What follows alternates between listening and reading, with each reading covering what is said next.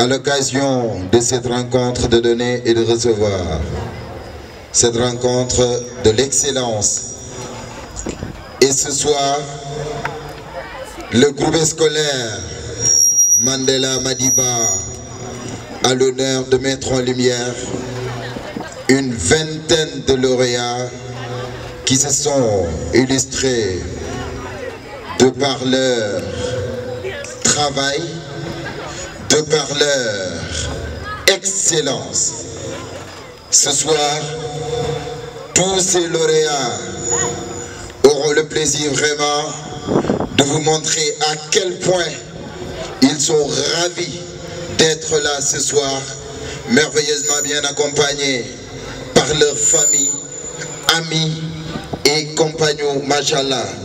En tout cas, merci encore une fois et merci d'être là, monsieur le parrain de cet événement, merveilleusement bien accompagné lui aussi. Dañu lay saluer encore une fois, di bég ci sa présence, di saluer sa délégation, di xaar ci kanam léegi am la possibilité pour mën a nuyu ñi nga xamante ni ñoom nga àndal ñëpp. Di saluer aussi toutes ces personnes ici présentes ci seen qualité, seen grade, ñu ngi leen di nuyu di leen jox seen wàccuwaay. Le groupe scolaire Mandela Madiba.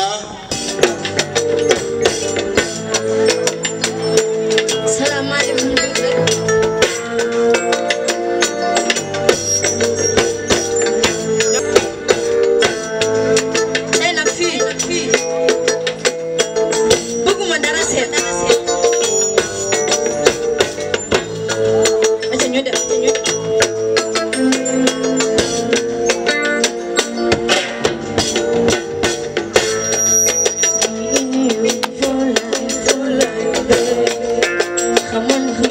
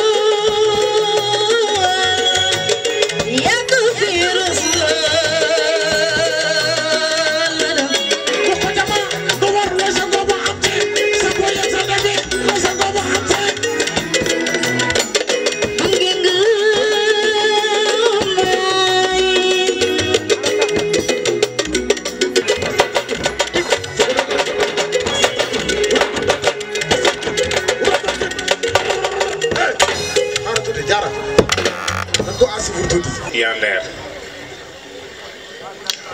Par la grâce de Dieu, le Tout-Puissant, nous voici réunis à nouveau pour sanctifier une tradition, celle de célébrer la nuit de l'excellence pour honorer les meilleurs d'entre nous.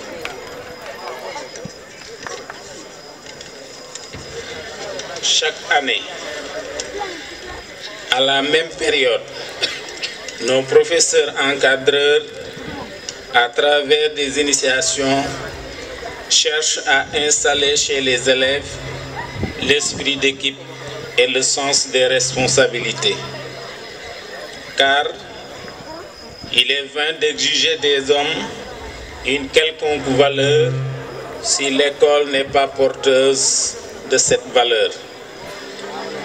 L'homme de demain que nous devons former dans la perspective d'une société juste et démocratique ne sera pas ce qu'il n'a pas appris aujourd'hui à être demain. C'est pour cette raison, nous remercions vivement nos professeurs encadreurs, ces médiateurs entre l'homme et les petits hommes, comme j'aime souvent les désigner les élèves. Aux membres du gouvernement scolaire, je dis merci des initiatives à assumer des responsabilités de vie à travers les tâches qu'on vous a confiées. Le nouveau paradigme de l'école veut que l'école soit un lieu où l'enfant acquiert des aptitudes et des comportements favorables au développement de sa personnalité, de l'échange avec les autres pour créer un climat de vie dans son environnement. Chers élèves, le monde d'aujourd'hui n'existera plus lorsque vous serez grands et rien ne vous permet de savoir quel monde sera le vôtre.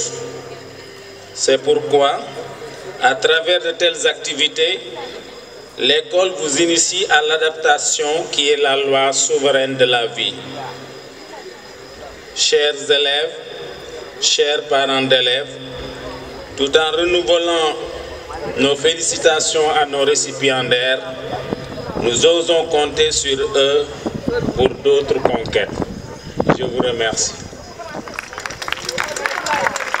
Donc, damay sànni rek ñaar quelques cadeaux ci wolof gërëm ñi fi teew ñëpp ñi ñu invité ñi ñëw ñëpp doore ngërëm bi ci parrain bi ñu ngi koy sant ñu ngi koy gërëm gërëm aussi élèves yi parce que lu fi xew ñoom la bu ñu gërëmee élèves yi ba noppi ñu gërëm seeni encadreur parce que chaque année ñoom ñoo leen di encadrer ànd ak ñoom pour mën a taxawal lu mel nii donc ñu ngi gërëm élèves yi ñu ngi gërëm encadreurs yi ñu ngi gërëm aussi parents d'élèves yi nga xam ne dañu am kóolute ci groupe scolaire Mandela ba indi fa seeni élèves donc ba indi fa seeni doom donc ñu ngi leen di sant ñoom itam di ñaan yàlla sunu borom mu bañ a tas seen yaakaar bu bépp yaakaar bu ñu am ba indi seen doom ci Mandela yàlla sottal ko ba ñu am fa la ñu doon wut te li ci jiitu atum ren ji mooy ñu am bac dem université jàng fa jàng mu barkeel ñu ngi leen koy ñaanal wasalaam. Voilà, merci beaucoup, merveilleusement bien dit, monsieur le directeur du groupe scolaire Mandela Madiba de Diourbel. En tout cas, merci encore une fois. Un discours très nourri et machallah teinté de pédagogie. Merci à Dieu. Nous t'attendons ko bu baax a baax mu daal di regagner place am. Voilà, merci. Le groupe scolaire Mandela Madiba est né de deux volontés. La première volonté était celle de donner une autre chance aux élèves abandonnés par le système. Je crois que ceux qui connaissent un peu l'histoire du lycée d'enseignement général de Diourbel savent que des cours sociaux ont été organisés par le lycée d'enseignement général pour aider ces élèves abandonnés par le système à continuer leurs études pour avoir leur bac. Et beaucoup d'élèves ont eu leur bac à partir de ces cours sociaux. C'est pourquoi l'idée était venue de créer effectivement le groupe scolaire Mandela Madiba pour donner donc une autre chance à ces élèves. La deuxième volonté était aussi celle d'améliorer la qualité de l'enseignement privé à Diourbel. Pour ce faire, il fallait permettre aux Diourbellois d'avoir le choix pour leurs enfants. Ainsi, le groupe scolaire Mandela Madiba a été créé et s'est inséré dans l'académie de Diourbel depuis 2014. Et cela fait déjà 11 ans que cette école a réussi à faire partie des meilleures, pour ne pas dire la meilleure école privée de Diourbel. Beaucoup de bacheliers sont sortis du groupe scolaire Mandela Madiba et font aujourd'hui notre fierté dans les universités de notre pays. Aujourd'hui, nous pouvons nous glorifier d'avoir sauvé beaucoup de scolarité d'enfants du Baol et ainsi d'avoir joué notre partition dans l'édification de notre région. Vive le groupe scolaire Mandela Madiba, encore pour de meilleurs résultats. Je vous remercie de votre attention. Voilà, merci beaucoup, monsieur le Baïkhel, ci bravoure, ci courage ak ni nga xamanteni nonu lay doxé ci li nga xamanteni moy excellence. Mu nek le président du comité scientifique du CRIS, groupe de réflexion et d'information en sciences de l'éducation. Il est accompagné par ce grand monsieur Alioune Fall SG, le professeur Hassan Ndiaye est bien plus qu'un enseignant. Il est une référence, un phare qui éclaire la voie de l'éducation au Sénégal et au-delà. Lauréat du Grand Prix du chef de l'État pour l'enseignement, une distinction qui couronne une carrière exemplaire au service du savoir. Il est également illustré au-delà de nos frontières. Son engagement et ses méthodes novatrices lui ont valu une reconnaissance continentale. Je vous demande de l'accueillir et de l'applaudir très fort pour juste une présentation de 15 minutes. Monsieur Hassan Ndiaye est demandé des applaudissements. Monsieur Hassan Ndiaye pour nous présenter le thème de cette rencontre. Merci encore une fois à vous, vraiment. Vous faites la fierté du Sénégal, vous faites la fierté de la région, vous faites la fierté de tous les Sénégalais. En tout cas, mille merci et merci chaleureusement. Machallah, Monsieur Ndiaye, à vous l'honneur. Merci beaucoup Didier. Bonsoir à tout le monde. C'est avec plaisir que je viens ici pour essayer de vous entretenir d'un thème d'une actualité brûlante Je sais que tout ce que j'ai préparé, je n'aurai pas le temps de le dérouler, compte tenu du contexte assez serré.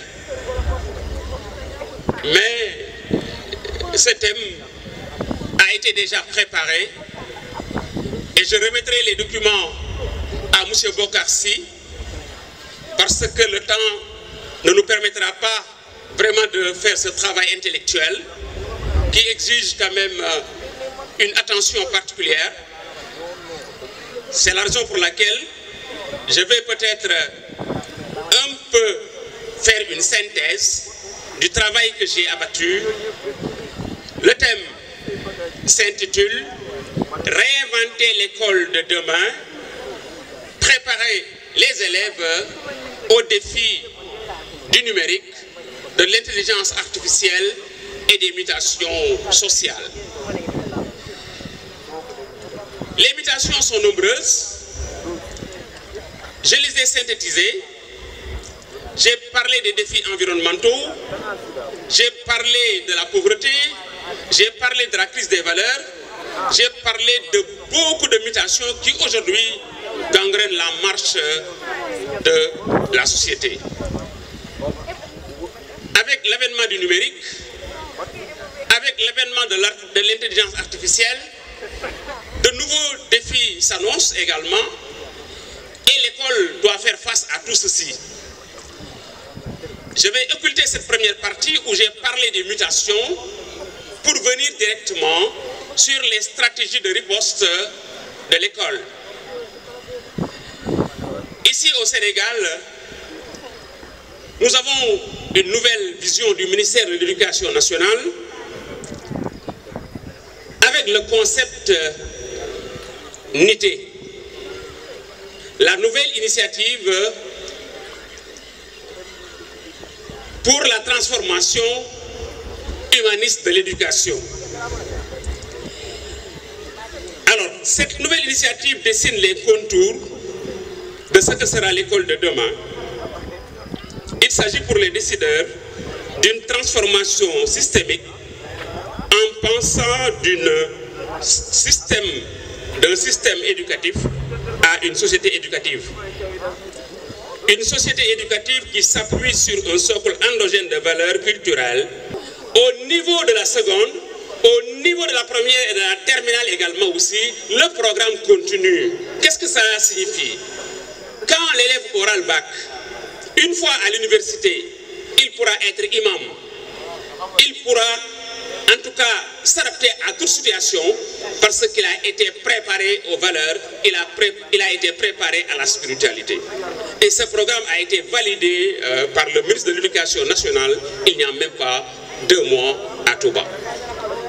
Et au-delà de l'éducation à la spiritualité et aux valeurs, nous avons également aussi la problématique de l'environnement avec le développement durable. Donc il va falloir maintenant insister sur ce volet important qui est l'environnement, parce que nous avons constaté aujourd'hui que le Sénégal a beaucoup perdu au niveau de la gestion des ressources. Les forêts sont dégradées, les terres s'appauvrissent, partout vraiment c'est presque le désespoir. Mais il va falloir maintenant, au niveau de l'école, instaurer un programme environnemental, surtout avec le gouvernement scolaire, qui devrait jouer un rôle important, surtout dans l'installation de ce qu'on appelle les paquets de services. Le paquet de services à l'école, c'est un package. C'est le mur de clôture, c'est la haie vive, c'est le bois scolaire. C'est un ensemble d'éléments qui contribuent à donner dès le bas âge à l'enfant le réflexe de vraiment d'aimer l'environnement. Et si on grandit comme ça, on pourra être des relais, les enfants, pour pouvoir porter ce message au niveau communautaire. Et d'ailleurs, l'État du Sénégal a initié ce qu'on appelle Setal Sunu Réew, And ak Kom, et ça entre dans ce cadre. Le troisième volet, c'est le numérique et l'intelligence artificielle. Alors tout le monde sait que la promotion des sciences et technologiques, la maîtrise du numérique et de l'intelligence artificielle reste une exigence si nous voulons jouer notre partition dans le monde de demain. Vous savez, nous avons eu la malchance de continuer l'école de Jules Ferry. Au lendemain des indépendances, le Sénégal n'a pas fait le travail qu'il devait faire pour changer le visage de l'école. En 1962, on a eu une circulaire, la circulaire 11450. On a attendu 1971 pour avoir la première loi d'orientation, la loi 7136 du 3 juin 71. Avec le premier décret d'application, le 72-863 du 13 juillet 72. Ensuite, il y a la loi 71, la loi 91-22 du 16 février. Ça veut dire que le Sénégal n'a pas fait l'effort dans la promotion des sciences, de la technologie. Les centres de formation n'ont pas été nombreux parce qu'on a privilégié l'enseignement général. Si nous regardons, pratiquement 75% des élèves sont dans l'enseignement général. Et pratiquement au niveau de l'enseignement professionnel et technique, presque c'est un secteur laissé en rade. Et tout le monde sait que pour aspirer au développement, il faudrait assurer la formation professionnelle et technique. Parce qu'avec l'enseignement général, on ne produit que des analphabètes du doigt, incapables de réparer même un banc cassé. Donc il faut que cette tendance-là soit inversée. Alors c'est la raison pour laquelle il nous faut des lycées d'excellence technique, il nous faut des centres de formation professionnelle technique pour, au finish, avoir des techniciens, des techniciens supérieurs, des ingénieurs pour porter le développement. Donc je pense que cette nouvelle initiative va dans ce sens. Par rapport à l'intelligence artificielle et au numérique, tout le monde sait que c'est un domaine nouveau, un domaine récent, mais l'IA contribue à créer, nous devons donc, le numérique et l'IA devront ici au Sénégal contribuer à créer des champions formés dans la production d'algorithmes, de logiciels, de plateformes digitales, bref, dans la cybersécurité pour faire du Sénégal un hub numérique à l'instar des grands pays comme Israël, Rwanda, Chine, Japon, Corée, Inde, etc. Le New Deal technologique lancé en grande pompe par les autorités ne se limitera pas exclusivement à la création des contenus numériques, mais investira le champ du numérique et de l'IA dans le cadre d'une formation précoce et continue des élèves de l'élémentaire à l'université pour garantir au pays une autonomisation et une souveraineté dans le domaine. Ça veut dire avec l'intelligence artificielle, les avantages sont nombreux. Chez les enseignants, par exemple, tout ce qui est activité répétitive, avec l'intelligence artificielle, on peut s'en passer. L'intelligence artificielle permet à l'enseignant d'autonomiser les élèves. Avec l'intelligence artificielle, l'enseignant peut également personnaliser son enseignement-apprentissage. Il gagne en efficacité, il gagne en temps. Mais l'intelligence artificielle aussi n'est rien d'autre qu'un auxiliaire, qu'un adjuvant. Il faudrait également que l'enseignant continue à jouer son rôle de guide, son rôle de facilitateur. Parce que l'enseignant est un modèle de comportement. L'enseignant est un modèle d'idée. L'enseignant est un modèle de valeur. L'enseignant est un modèle de pensée. L'enseignant est un leader incontesté. L'enseignant crée cette relation affective entre lui et ses potaches. L'enseignant transmet l'affection. L'enseignant transmet l'amour mutuel. L'enseignant joue sur les sentiments pour préparer les enfants. Alors au niveau des machines, au niveau de l'intelligence artificielle, on n'a pas cette dimension. Et donc, la place de l'enseignant reste intacte. On ne peut pas l'occulter, l'enseignant. Sinon, on risque d'entrer dans une ère de robotisation, de standardisation, une ère où on risque vraiment d'aller vers des lendemains sombres. Donc on a besoin de cet être-là qui guide, qui impulse, qui oriente, qui est l'enseignant. Et je vais devoir arrêter parce que ça devait être une conférence avec tous les éléments que j'ai par devant moi, mais vu le contexte assez particulier, j'ai essayé de vous donner un aperçu du travail que nous avons essayé de faire. Et ça a été un honneur d'avoir été choisi par le groupe pour faire cette conférence, parce qu'on doit primer des élèves et l'excellence ne se décrète pas. L'excellence ne naît pas ex nihilo. L'excellence, c'est un processus. L'excellence, c'est un combat perpétuel. Moi qui vous parle, j'ai été ici au lycée technique Ahmadou Bamba. J'ai fait maths physique, construction mécanique, fabrication mécanique, avec le frère de Cheikh Kane Diop, qui est mon frère. J'étais chez Aminata Soumaré.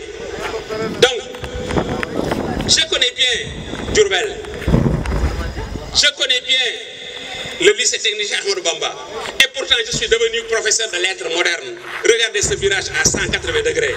Quelqu'un qui a fait les mathématiques, quelqu'un qui a fait les sciences, quelqu'un qui a fait un BT en mécanique automobile et se trouve pour être instituteur adjoint. Instituteur adjoint d'abord, parce que je n'avais pas le bac quand j'ai quitté ici. Au lycée technique Ahmadou Bamba, j'avais tout simplement arrêté mes études en première. Je n'ai pas honte de le dire.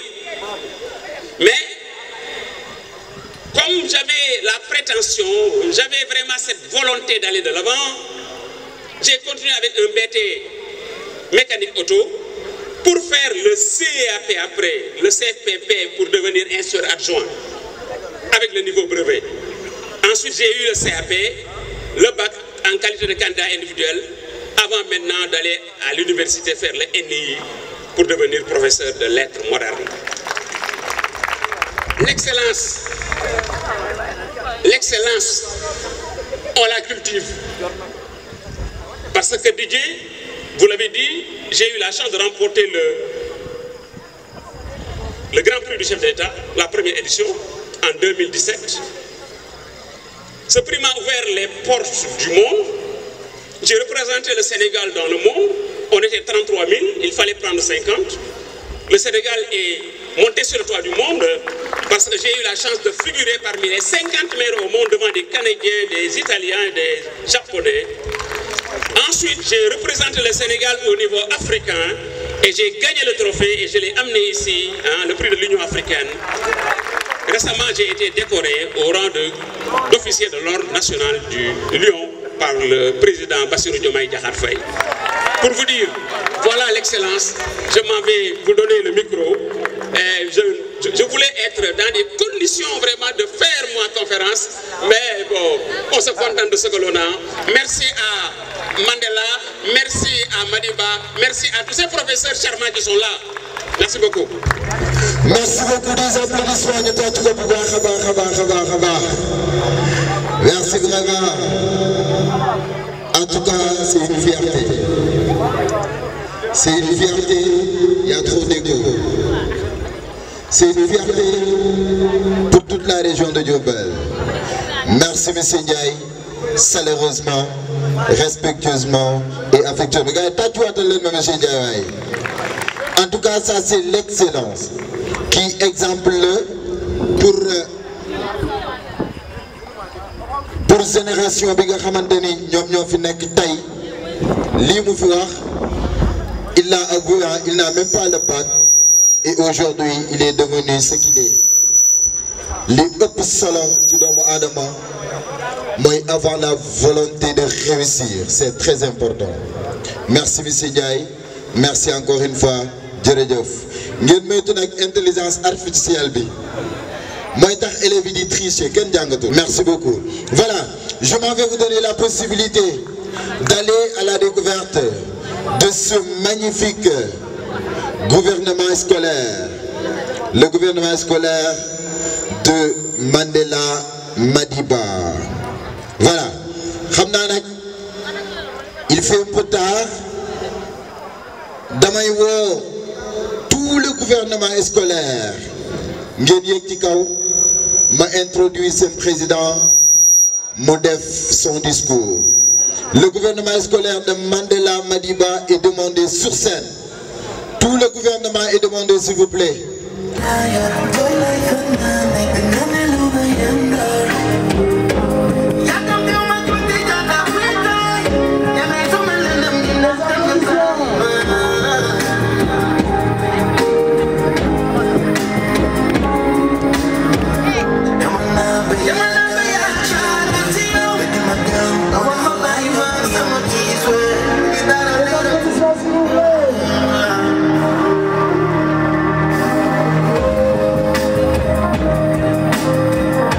Le gouvernement de M. Abdoulaye Thiam.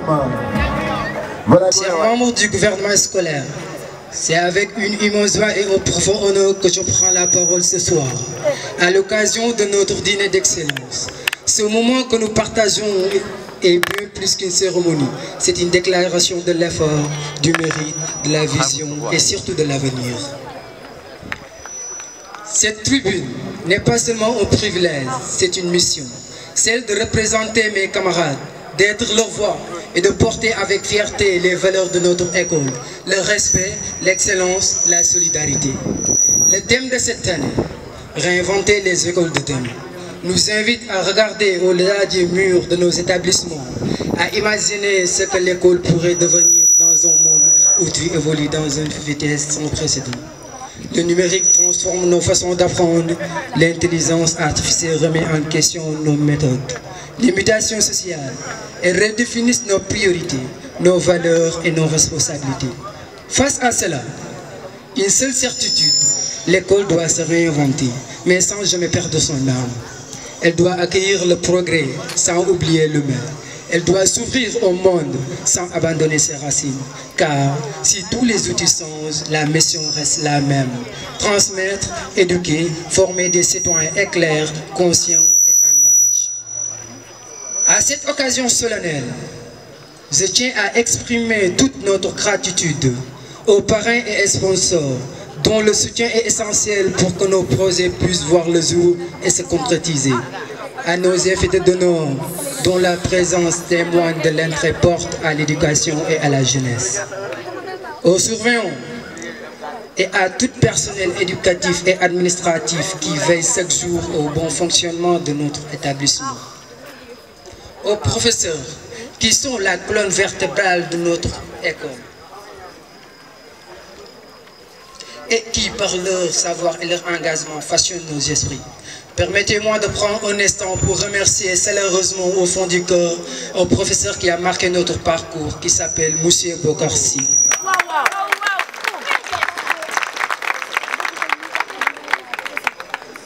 Votre passion pour l'enseignement, votre écoute et votre présence discrète mais constante ont été une véritable source de motivation pour nous tous. Vous avez su nous guider, nous encourager et surtout croire en nous, même quand nous doutons. Grâce à vous, nous avons appris plus que des leçons. Nous avons appris la rigueur, le respect, l'effort et la confiance en nous-mêmes.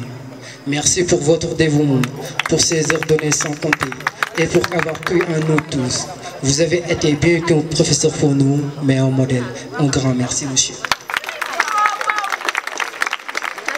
Aux élèves qui sont au cœur de cette transformation et qui, par leur travail et leur détermination, montrent que l'excellence est possible. À ceux qui n'ont pas été récompensés cette fois-ci, sachez que l'excellence ne se mesure pas qu'au prix. Elle est aussi dans l'effort quotidien, dans les progrès invisibles, dans la constance et le courage silencieux. Ce rôle que j'occupe aujourd'hui, c'est aussi grâce à vous. Merci pour tout. Et enfin, aux membres du gouvernement scolaire, pour leur implication, leur écoute et leur volonté d'améliorer la vie collective. Ce soir, nous sommes les témoins d'un tournant.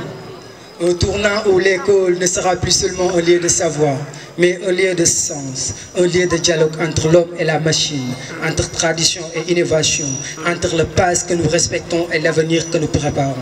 Réinventer l'école de demain. C'est aussi croire en la force de l'intelligence humaine, à la solidarité, la capacité de chaque élève à devenir acteur du changement. En tant que président du gouvernement scolaire, je souhaite que nous continuions à bâtir un environnement à ce qu'on se sent écouté, respecté et motivé à donner le meilleur de soi-même. Je vous remercie pour votre attention et je souhaite à chacun d'entre vous une excellente soirée placée sous le signe de l'excellence, de l'inspiration et de l'espérance. Merci.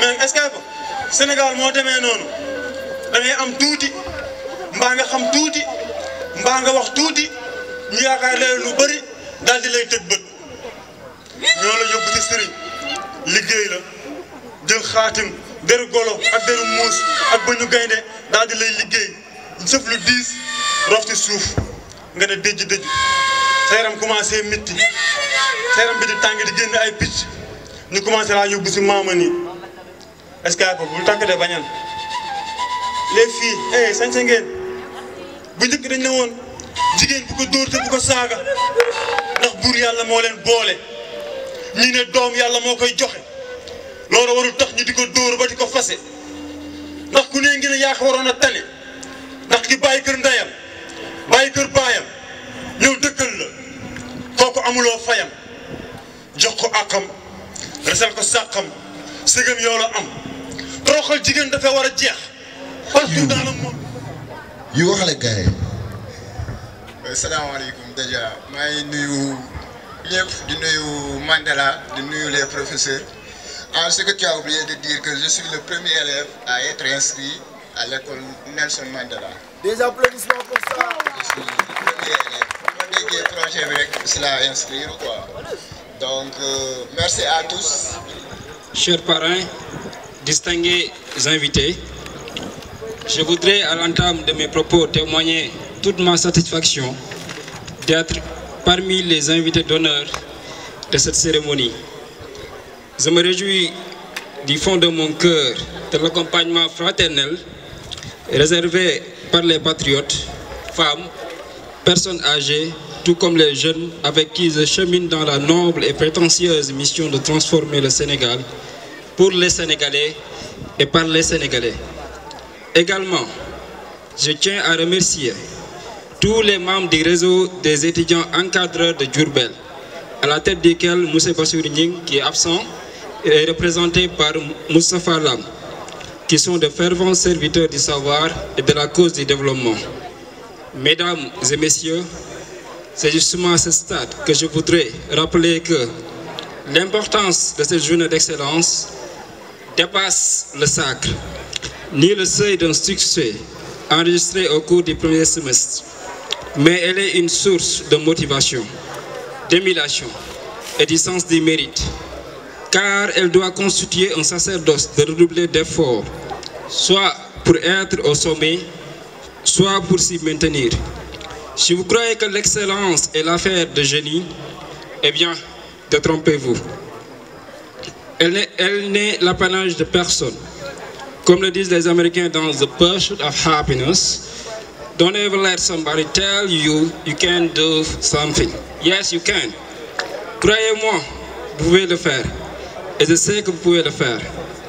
En effet, le vénéré Cheikh Ahmadou Bamba Khadimou Rassoul, dans Nahju Hadaïl Hajj, la voie de la satisfaction des besoins, nous livre le secret d'une réussite durable en ces termes. Ni l'oisiveté, ni le repos ne profitent à une personne qui veut devenir aisée. Il s'y ajoute, la gloire ne s'acquiert que selon l'effort fourni. Mesdames, messieurs, la réinvention de notre école de demain interroge le degré d'intégration du numérique et l'intelligence artificielle au sein des établissements scolaires.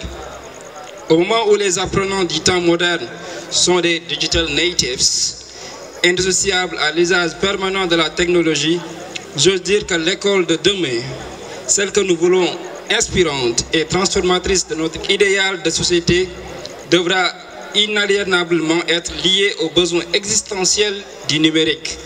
Aussi, faut-il réitérer l'appropriation de nos valeurs afro-sénégalaises au sein de l'école, dont le ngor, le djom, le worma.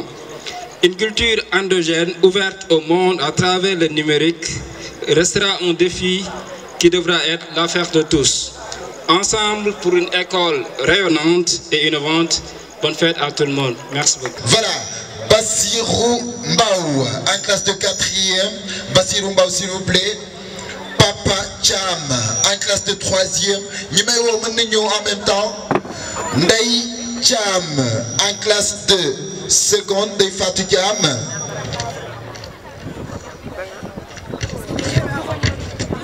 Voilà Ndei Fatou Cham. Mam Fatignan, en classe de seconde L. Bay Touba Gueye, seconde S. Awa Djeng, seconde S.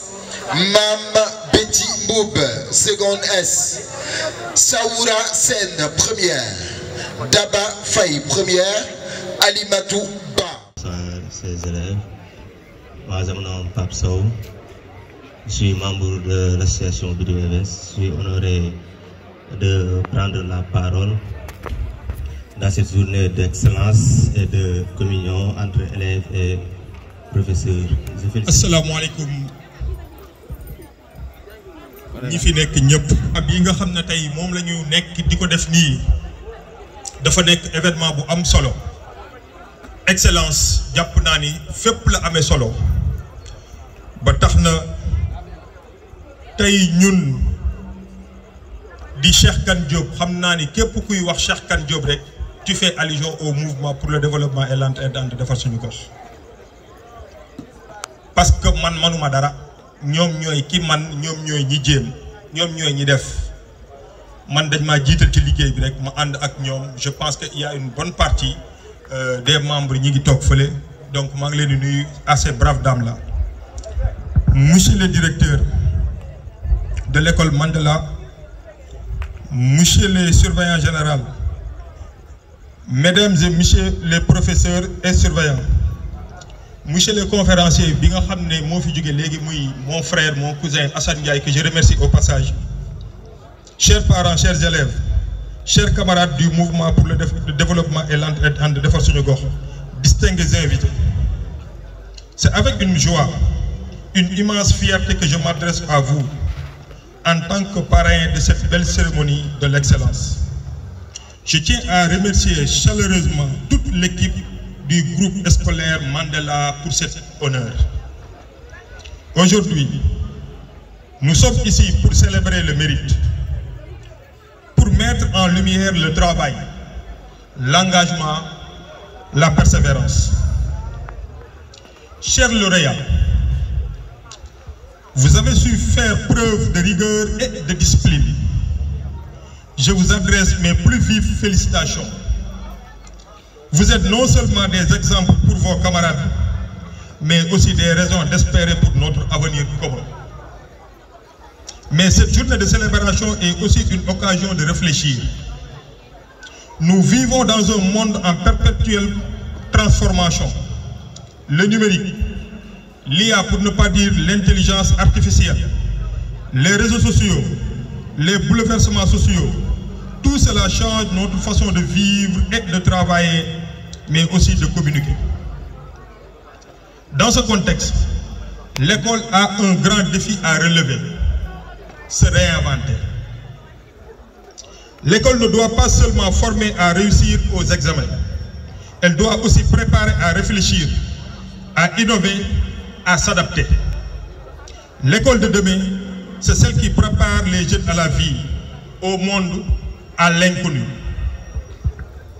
Chers élèves, soyez curieux, apprenez à apprendre, osez poser des questions, développez vos esprits critiques.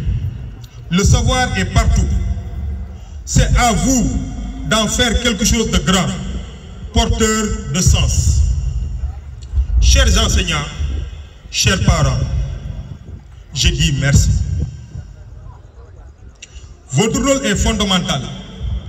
Guider, accompagner, encourager. C'est ensemble que nous devons bâtir une école plus forte, plus ouverte, plus équitable. Je renouvelle toute mon admiration et toutes mes félicitations. Je terminerai par cette phrase. Ce n'est pas de la perfection qu'on attend de vous, mais de la progression. Continuez à progresser chaque jour. Merci de votre aimable attention.